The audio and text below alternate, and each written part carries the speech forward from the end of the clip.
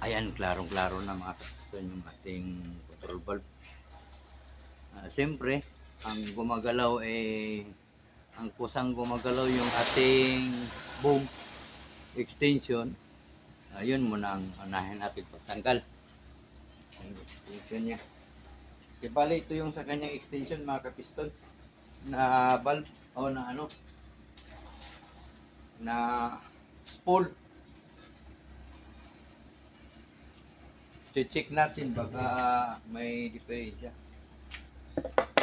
Para sigurado, tanggalin na lang natin lahat.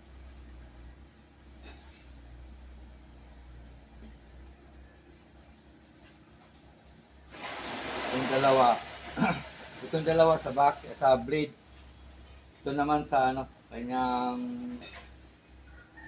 ang tawag nito? Articulated